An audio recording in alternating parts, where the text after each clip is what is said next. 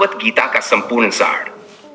भागवत गीता, जिसे गीता के नाम से भी जाना जाता है, भारतीय धर्म, दर्शन और जीवन के लिए एक महान ग्रंथ है। यह महाभारत के भीष्म पर्व के अंतर्गत आता है और अर्जुन व भगवान श्री कृष्ण के संवाद का रूप है।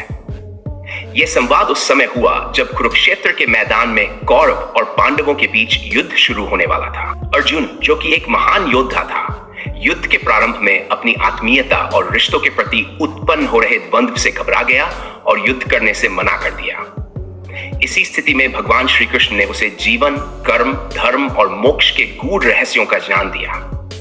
गीता का उपदेश अर्जुन के माध्यम से संपूर्ण मानवता के लिए है और यह हमें हमारे कर्तव्यों, धर्म, आत्मा, परमात्मा और सृष्टि के गूढ़ रहस्यों को समझने में मदद करता है। गीता के अध्याय और उनके संदेश। भागवत गीता में कुल 68 अध्याय है और प्रत्येक अध्याय एक विशिष्ट शिक्षा या संदेश देता है। ये अध्याय व्यक्ति के जीवन के विभिन्न पहलुओं पर प्रकाश डालते हैं, जैसे कि धर्म, कर्म, योग, भक्ति और ज्ञान। निम्नलिखित सारांश गीता के विभिन्न अध्यायों के महत्वपूर्ण संदेशों को संक्षेप में प्रस्तुत करता है। अक्षर 1, अर्जुन का मोह। कुरुक्षेत्र के युद्ध के मैदान में अर्जुन ने अपने सगे संबंधियों, गुरुओं और दोस्तों को अपने सामने युद्ध के लिए खड़ा देखा। इस दृश्य ने अर्जुन को अत्यधिक मानसिक कष्ट और दुख दिया। उसने युद्ध से भागने और अपने कर्तव्यों से मुंह मोड़ने की इच्छा व्यक्त की। अर्जुन का यह मानसिक द्वंद्व जीवन में प्रत्येक मनुष्य की उन चुनौतियों का प्रतीक है जब वह अपने कर्तव्यों और संबंधों के बीच उलझ जाता है। 2, सांख्य योग, ज्ञान योग। भगवान श्री कृष्ण अर्जुन को यह सिखाते हैं कि आत्मा अजर, अमर और अविनाशी है। शरीर नश्वर है, लेकिन आत्मा का नाश नहीं होता। इसलिए हमें अपने कर्तव्यों का पालन करते समय आत्मा के इस शाश्वत स्वरूप को समझना चाहिए। श्री कृष्ण ने अर्जुन को कर्म योग का महत्व समझाया। हमें केवल कर्म करने का अधिकार है, लेकिन उसके फल की चिंता नहीं करनी चाहिए। फल की आसक्ति हमें भटकाती है और हमें अपने कर्तव्यों से विमुख करती है। कर्म योग। कर्म योग का तात्पर्य है बिना किसी आसक्ति के अपने कर्तव्यों का पालन करना। श्री कृष्ण ने अर्जुन को सिखाया कि हमें हमेशा अपने कर्मों में लीन रहना चाहिए, क्योंकि कर्म ही मानव जीवन का आधार है। कर्म करते समय हमें इस बात की चिंता नहीं करनी चाहिए कि इसका परिणाम क्या होगा। भगवान ने यह भी समझाया कि जो व्यक्ति निष्काम कर्म करता है वह जीवन के बंधनों से मुक्त हो जाता है और मोक्ष की प्राप्ति करता है। ज्ञान कर्म संन्यास योग। इस अध्याय में श्री कृष्ण ज्ञान के महत्व पर जोर देते हैं। वे कहते हैं कि जो व्यक्ति ज्ञान के मार्ग पर चलता है वह अपने कर्मों को समझ सकता है और उनके सही परिणामों को प्राप्त कर सकता है। ज्ञान प्राप्त करना व्यक्ति के लिए सबसे महत्वपूर्ण कार्य है, क्योंकि यह उसे सत्य के मार्ग पर ले जाता है।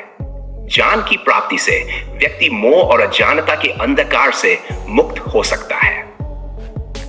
5, कर्म संन्यास योग। कर्म संन्यास योग में श्री कृष्ण बताते हैं कि जो व्यक्ति अपनी इंद्रियों को नियंत्रित करके कर्म करता है वह जीवन के दुखों से मुक्त हो जाता है। कर्म संन्यास का अर्थ है कि व्यक्ति अपने कर्मों में निष्काम भाव से लीन रहता है और उसे उनके परिणामों की चिंता नहीं होती। वह किसी भी प्रकार की आसक्ति से दूर रहता है और आत्मज्ञान की प्राप्ति करता है। 6, ध्यान योग। ध्यान योग में श्री कृष्ण अर्जुन को ध्यान की विधि बताते हैं। ध्यान के माध्यम से व्यक्ति अपने मन को नियंत्रित कर सकता है और आत्मज्ञान प्राप्त कर सकता है। ध्यान योग के अभ्यास से व्यक्ति अपनी इंद्रियों और मन को वश में कर सकता है और आत्म साक्षात्कार की दिशा में अग्रसर हो सकता है। 7, ज्ञान विज्ञान योग। श्री कृष्ण इस अध्याय में अर्जुन को भौतिक और आध्यात्मिक ज्ञान का भेद समझाते हैं। वे बताते हैं कि इस संसार में 2 प्रकार के ज्ञान होते हैं। एक भौतिक ज्ञान जो संसारिक विषयों से संबंधित है और दूसरा आध्यात्मिक ज्ञान जो आत्मा और परमात्मा से संबंधित है। जो व्यक्ति दोनों प्रकार के ज्ञान को समझता है वही सच्चे अर्थों में ज्ञानी कहलाता है। अक्षर ब्रह्म योग। अक्षर ब्रह्म योग में श्री कृष्ण ने आत्मा और ब्रह्म की शाश्वतता का वर्णन किया। वे बताते हैं कि आत्मा न तो पैदा होती है और न ही मरती है। जो व्यक्ति आत्मा की शाश्वतता को समझता है वह जीवन और मृत्यु के चक्र से मुक्त हो जाता है और मोक्ष प्राप्त करता है। 9, राजविद्या राजगुही योग। इस अध्याय में भगवान श्री कृष्ण बताते हैं कि भक्ति और ज्ञान के माध्यम से व्यक्ति मोक्ष प्राप्त कर सकता है। वे कहते कि भक्ति सबसे सरल और प्रभावी मार्ग है जो व्यक्ति को भगवान से जोड़ता है। जो व्यक्ति श्रद्धा और भक्ति के साथ भगवान का ध्यान करता है, उसे भगवान की कृपा प्राप्त होती है। डेप्थ, विभूति योग। विभूति योग में श्री कृष्ण अपनी दिव्य विभूतियों का वर्णन करते हैं। वे बताते हैं कि सृष्टि का हर कण उनकी शक्ति का प्रतीक है। भगवान हर जगह विद्यमान है और उनकी विभूतियां सृष्टि के हर कोने में देखने को मिलती हैं। वे अर्जुन को बताते हैं कि उन्हें हर वस्तु में भगवान का स्वरूप देखना चाहिए। अर्जुन को यह समझाने के लिए था कि वे सृष्टि के कर्ता, पालनकर्ता और संहारकर्ता हैं। अर्जुन ने भगवान के इस अद्भुत रूप को देखकर अपनी सारी शंकाएं दूर की और श्री कृष्ण को परमेश्वर के रूप में स्वीकार किया। भक्ति योग। भक्ति योग में भगवान श्री कृष्ण ने भक्ति के महत्व को समझाया। वे कहते हैं कि जो व्यक्ति सच्ची श्रद्धा और भक्ति के साथ भगवान की आराधना करता है, उसे भगवान की कृपा प्राप्त होती है। भक्ति योग के माध्यम से व्यक्ति अपने जीवन के सभी कष्टों से मुक्त हो सकता है और मोक्ष प्राप्त कर सकता है।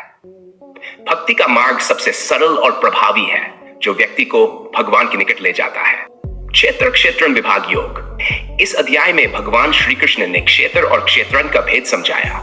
क्षेत्र शरीर है और क्षेत्रन आत्मा है। शरीर नश्वर है जबकि आत्मा शाश्वत है।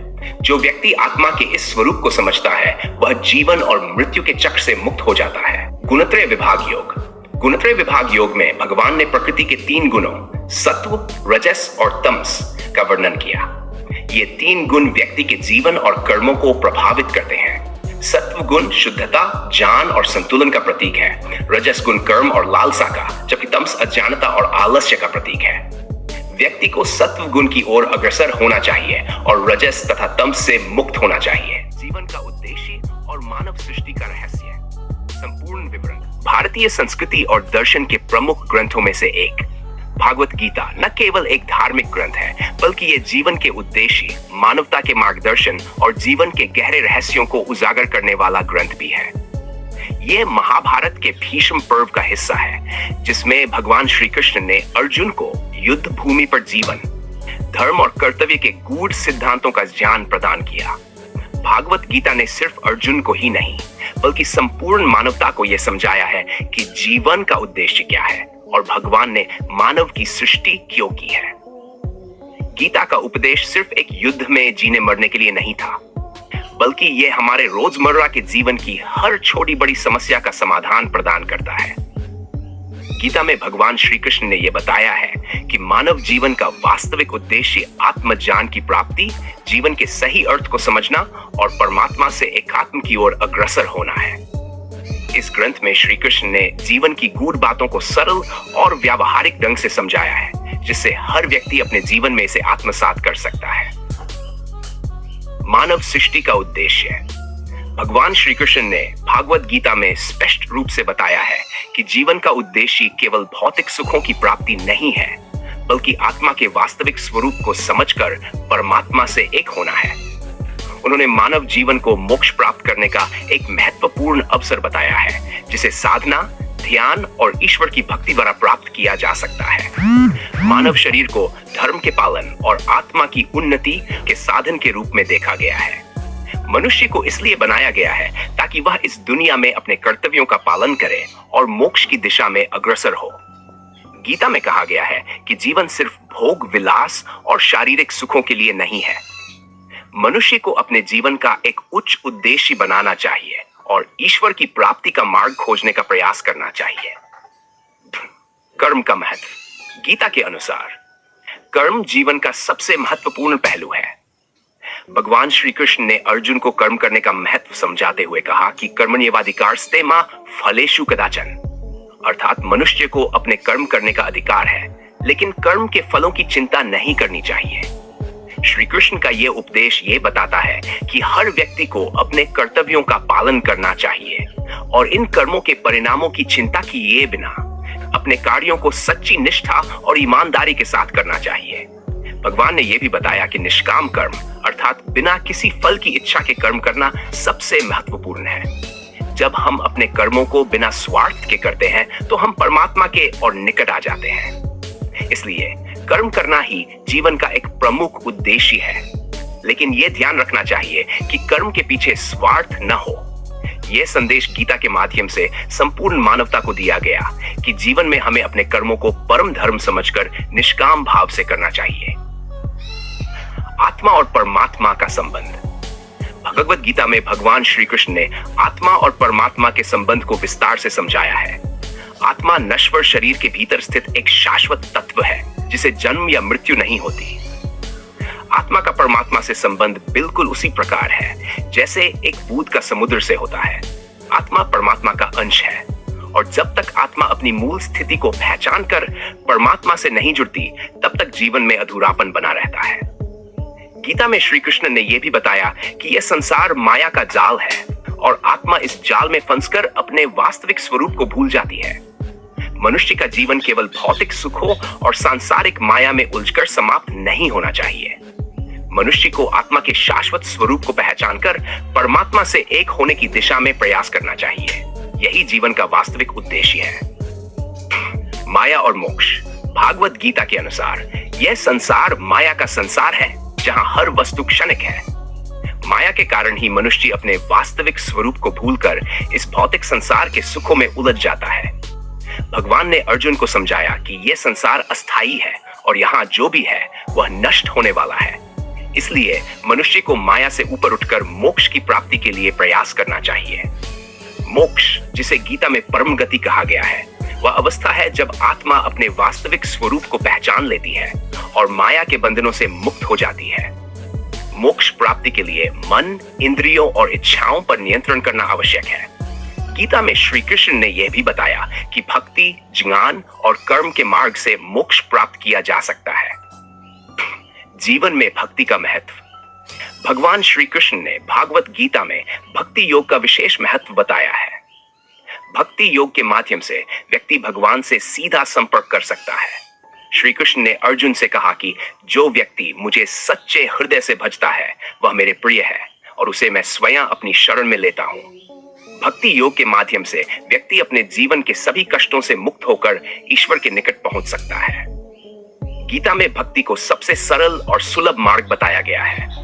इस मार्ग में कोई विशेष कर्मकांड या शास्त्र ज्ञान की आवश्यकता नहीं होती। केवल सच्चे हृदय से भगवान की भक्ति और समर्पण से ही व्यक्ति मोक्ष की प्राप्ति कर सकता है। श्री कृष्ण ने यह भी बताया कि सच्ची भक्ति के लिए धन, संपत्ति या शारीरिक शक्ति की आवश्यकता नहीं है। केवल प्रेम, श्रद्धा और समर्पण ही भगवान को प्राप्त करने का मार्ग है।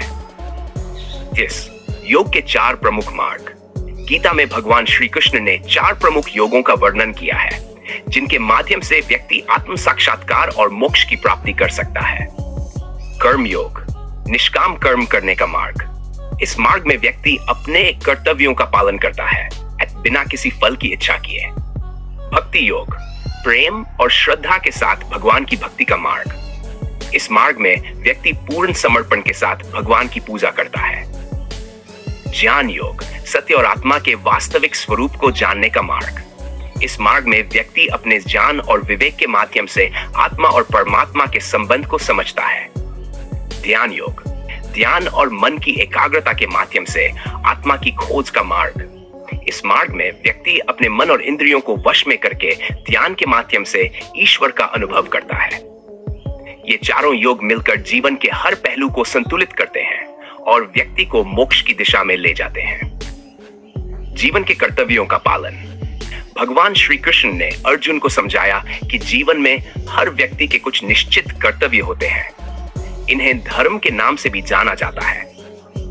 जीवन के भिन्न चरणों में व्यक्ति को अपने कर्तव्यों का पालन करना चाहिए, चाहे वह समाज के प्रति हो, परिवार के प्रति हो या स्वयं के प्रति हो।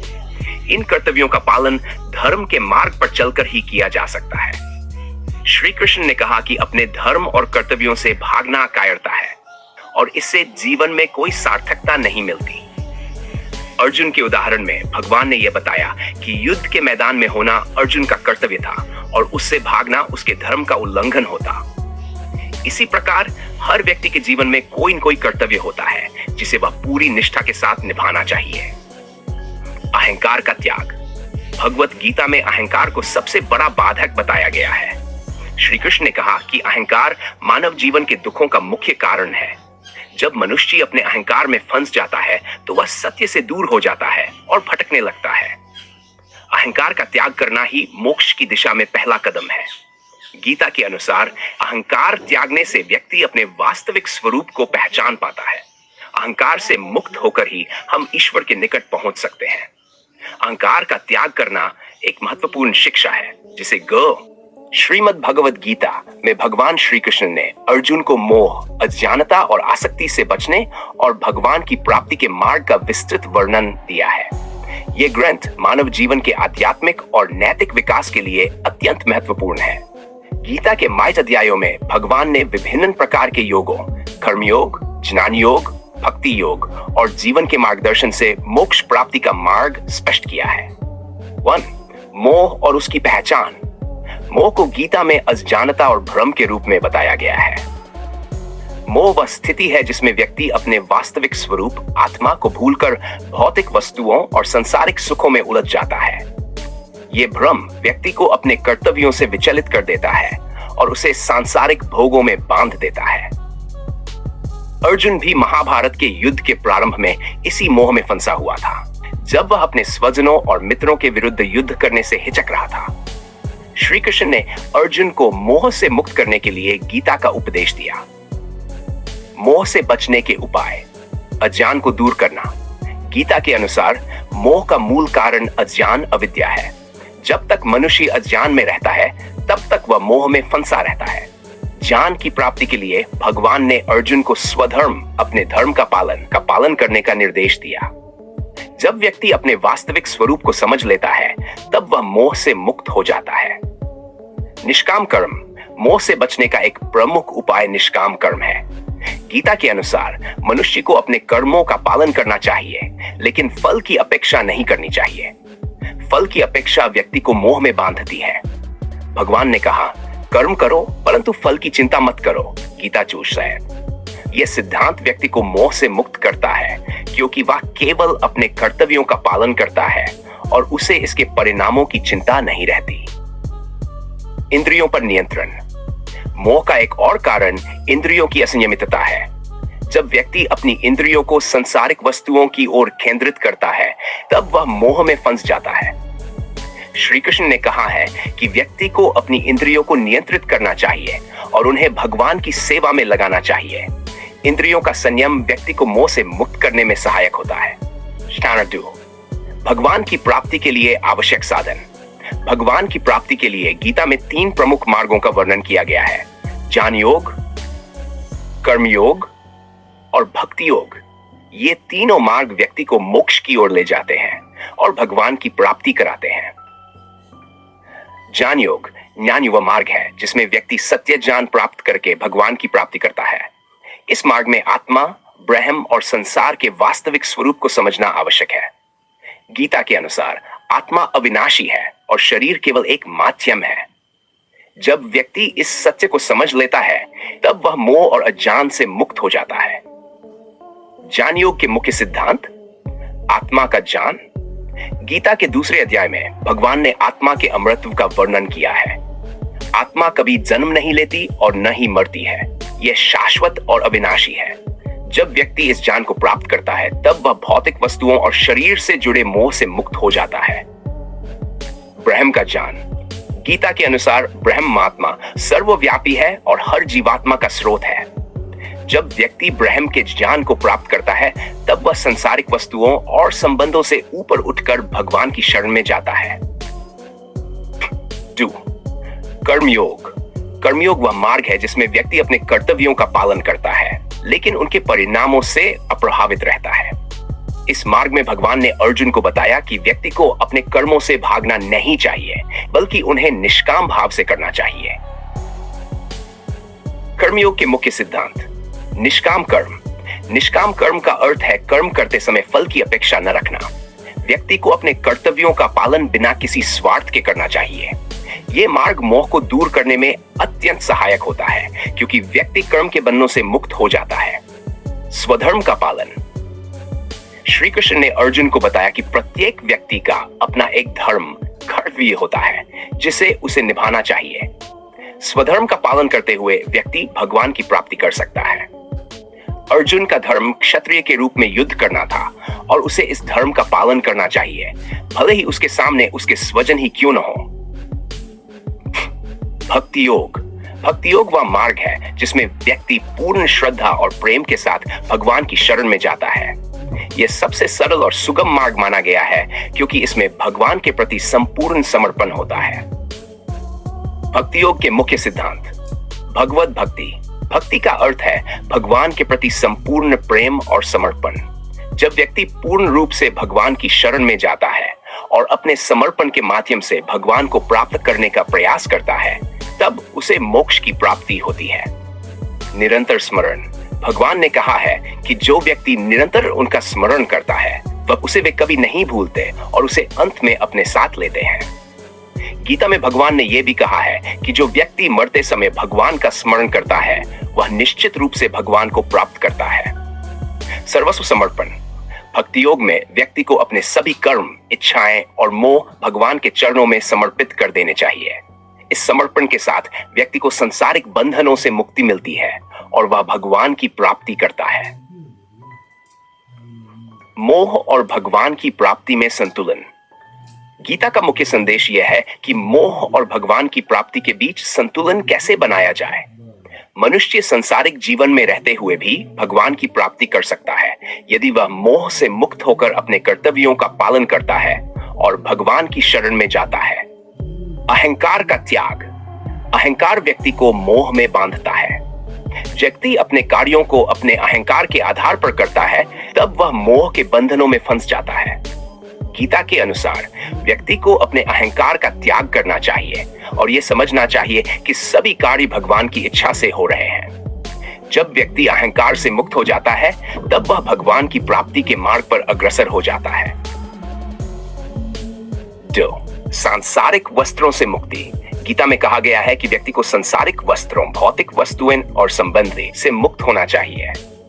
यह मुक्ति तब संभव है जब व्यक्ति यह समझ लेता है कि सांसारिक वस्त्र अस्थायी है और उनका कोई स्थायी मूल्य नहीं है।